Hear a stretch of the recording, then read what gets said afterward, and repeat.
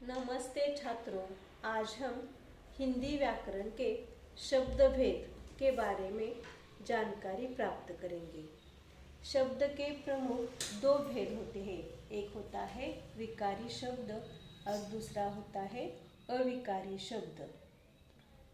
विकारी शब्द किसे कहते हैं? तो जिन शब्दों में लिंग, वचन और काल के अनुसार परिवर्तन होता है वे विकारी शब्द होते हैं। विकारी शब्दों को सव्यय भी कहते हैं, यानी जिन शब्दों में लिंग और वचन काल के अनुसार बदलाव होता है वे विकारी शब्द होते हैं। अब विकारी शब्दों में चार प्रकार आते हैं। एक होता है संज्ञा, दूसरा होता है सर्वनाम, तीसरा होता है क्रिया और चौथा विशेषण। यानी संज्ञा, सर्वनाम, क्रिया और विशेषण, ये विकारी शब्द के चार भेद हैं। अब शब्द का प्रमुख दूसरा भेद है, वह है अविकारी शब्द। अविकारी शब्द किसे कहते हैं? जिन शब्दों में लिंग, वचन और काल के अनुसार परिवर्तन नहीं होता है वे अविकारी शब्द होते हैं। अविकारी शब्दों को अव्यय भी कहते हैं, यानी विकारी शब्दों को सव्यय और अविकारी शब्दों को अव्यय कहते हैं। अब अविकारी शब्द के भी चार भेद होते हैं।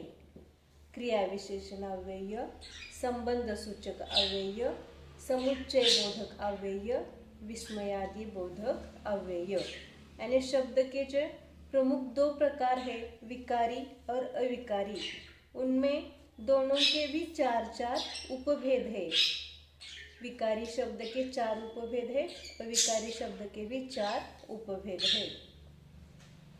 अब इनमें से जो संज्ञा है, विकारी शब्द संज्ञा, उसकी परिभाषा क्या है?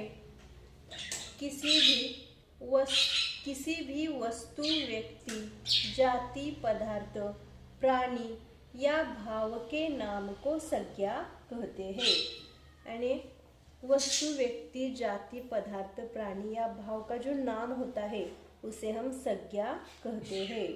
अब संज्ञा के भी उपभेद 5 होते हैं।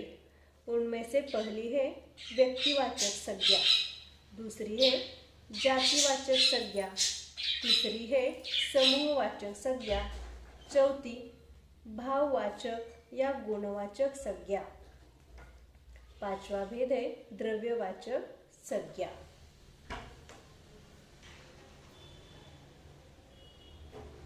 अब व्यक्तिवाचक जो संज्ञा है, इसके बारे में हम अब जानकारी लेंगे।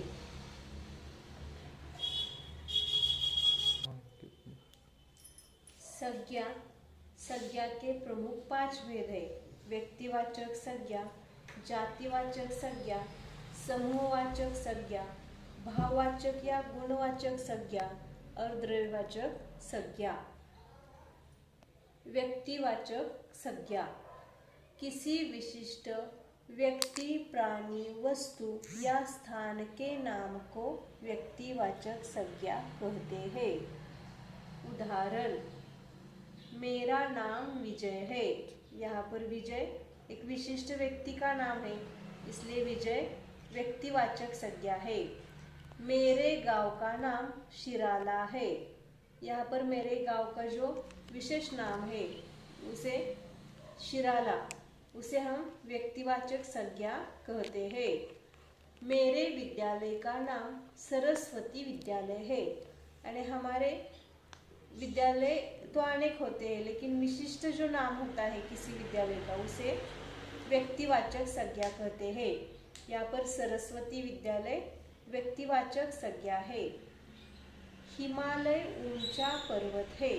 यहाँ पर हिमालय एक विशिष्ट पर्वत का नाम है, इसलिए हिमालय यह जो शब्द है यह व्यक्तिवाचक संज्ञा है।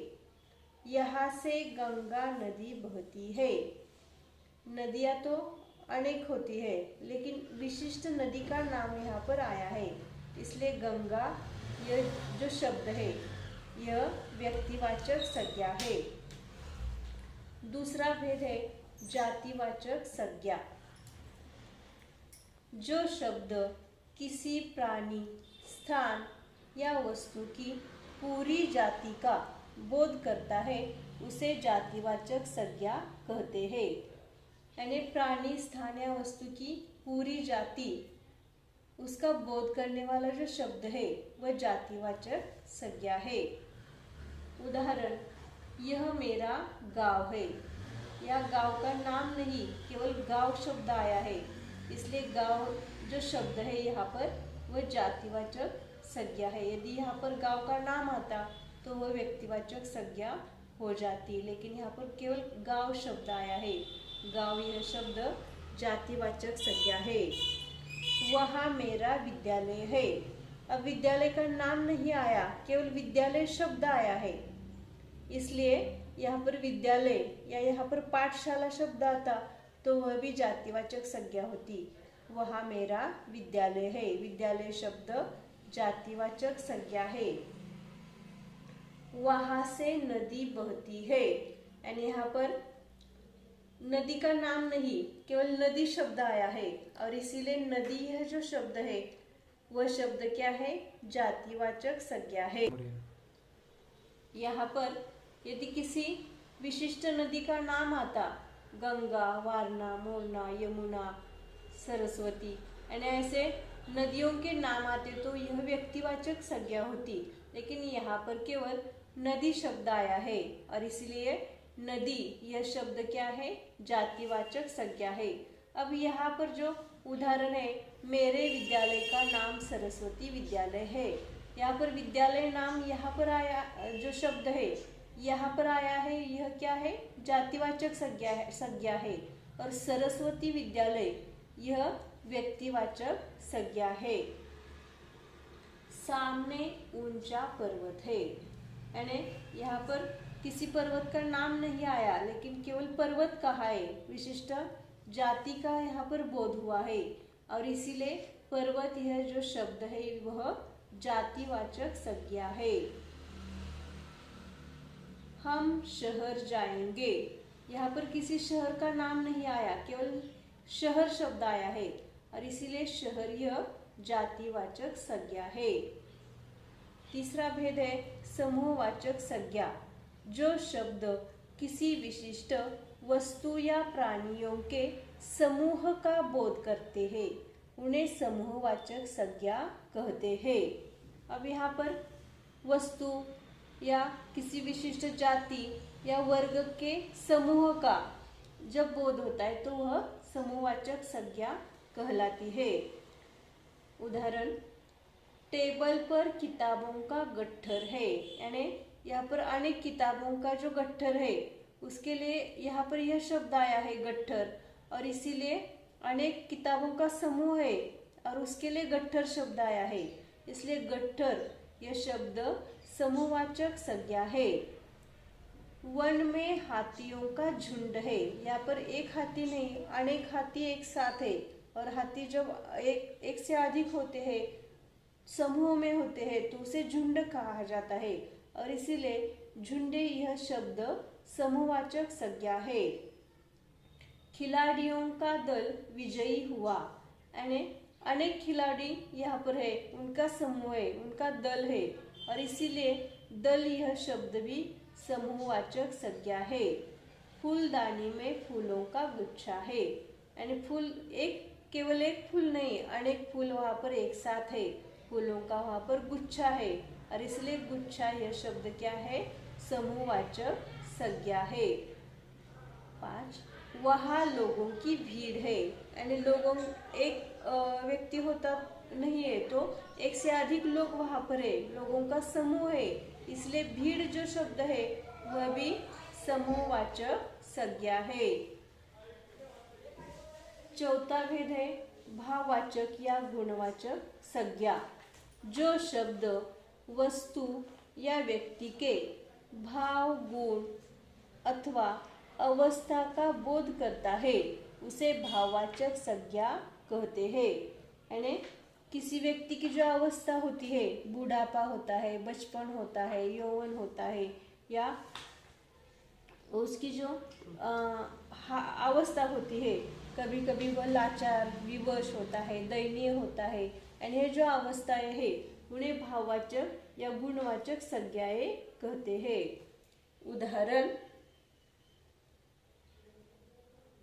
उदाहरण बचपन के दिन हम भूल नहीं पाते, यानी बचपन यह क्या है, हमारी एक अवस्था है, यानी इसे हम भाववाचक या गुणवाचक संज्ञा कहते हैं। बुढ़ापा यह भी मनुष्य की एक अवस्था है, और कभी कभी हम या बूढ़े लोग विवश हो जाते हैं, तो वह जो हमारी अवस्था है उसे भी भाववाचक या गुणवाचक संज्ञा कहते हैं। बुढ़ापा मनुष्य को विवश कर देता है।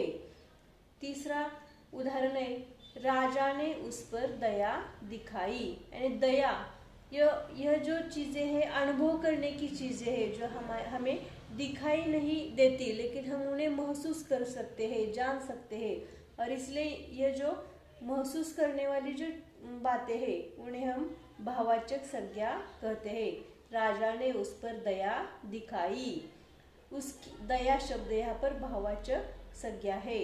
उसकी भलाई से सब परिचित है, यानी भलाई यह भी क्या है, भाववाचक, या उसके पास होने वाली जो अच्छाई है, उसका जो गुण है वहाँ पर हमें दिखाई दिया है। परिचित है, यहाँ पर भलाई और परिचित यह क्या है, भाववाचक या गुणवाचक संज्ञाएं है। द्रव्यवाचक संज्ञा, यह अगला भेद है, पांचवा।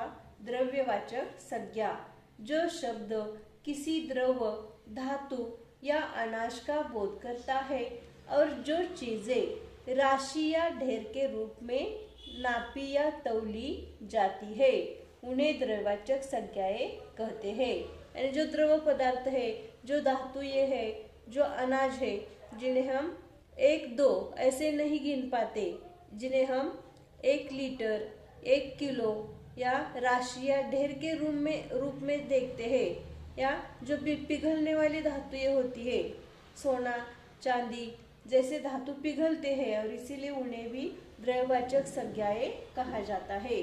उदाहरण, नदी में पानी है, पानी बहने वाली चीज है और इसीलिए पानी यहाँ पर द्रव्यवाचक संज्ञा है। टेबल पर चाय है, चाय भी द्रव पदार्थ है और इसीलिए यह चाय शब्द द्रव्यवाचक संज्ञा है। सोना कीमती धातु है, सोना पिघल सकता है, द्रव बन सकता है और इसीलिए सोना, चांदी ये जो धातु होते हैं उन्हें भी द्रव्यवाचक संज्ञाएं कहते हैं। मुझे चावल खरीदना है, चावल 1, 2, 3 ऐसे हम गिनते नहीं, तो वहाँ पर हम किलो या ढेर के रूप में पाते हैं और इसलिए चावल जो शब्द है वह द्रव्यवाचक संज्ञा है। शक्कर मीठी होती है, शक्कर को हम 1, 2, 3 ऐसे नहीं गिनते, उसे किलो में नापते हैं, तौलते हैं और इसीलिए यहाँ पर शक्कर जो शब्द है वह भी द्रव्यवाचक संज्ञाएं है। इस प्रकार से हमने विकारी शब्दों में से जो संज्ञा का भेद है उसे आज हमने यहाँ पर उसके बारे में हमने जानकारी प्राप्त की है।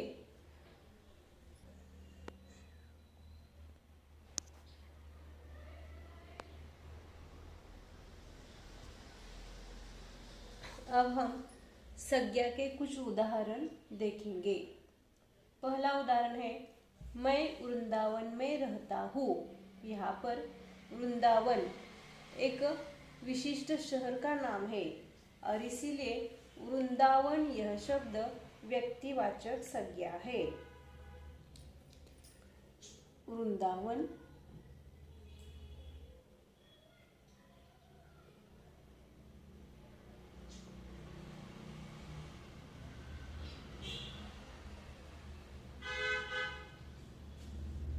व्यक्तिवाचक संज्ञा। अब यहाँ पर दूसरा उदाहरण है, मुंबई महाराष्ट्र की राजधानी है। यहाँ पर महाराष्ट्र राज्य का नाम है, मुंबई शहर का नाम है और यहाँ पर यदि राजधानी शब्द भी आया है, राजधानी शब्द जातिवाचक संज्ञा है। तीसरा उदाहरण, पेड़ पर पंछी बैठे हैं। यहाँ पर किसी विशेष पेड़ का नाम नहीं, किसी विशेष पंछी का नाम नहीं, एक जाति का यहाँ पर बोध हुआ है। पंछी यह जाति है, पेड़ यह एक जाति है, और इसीलिए पेड़ और पंछी दोनों भी जातिवाचक संज्ञाएं हैं। पेड़, पंछी जातिवाचक संज्ञा।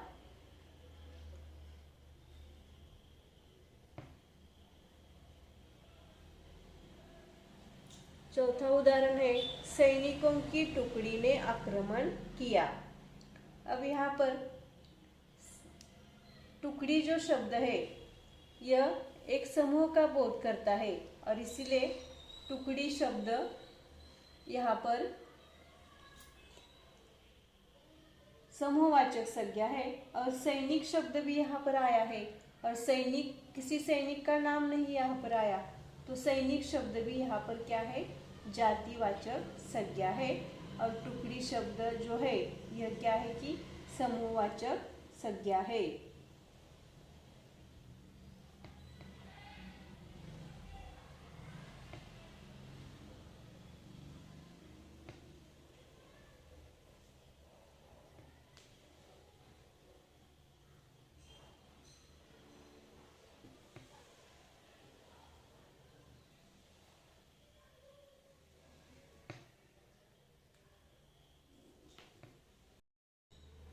जल ही जीवन है। यहाँ पर जल शब्द क्या है, द्रव है। जीवन एक हमारी अवस्था है, और इसीलिए जल शब्द क्या है, द्रव्यवाचक संज्ञा है।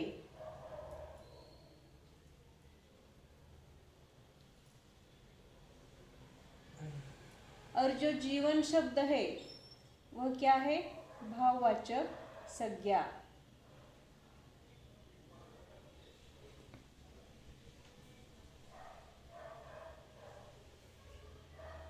अब यहाँ पर विजय को प्रसन्नता हुई। विजय एक व्यक्ति का नाम है।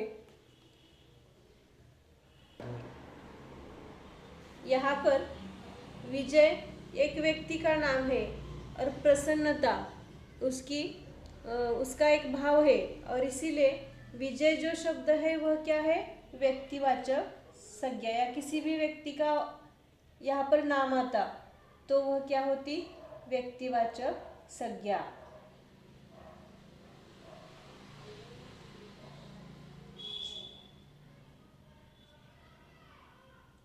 और यहाँ पर प्रसन्नता जो शब्द है वह क्या है, भाववाचक संज्ञा।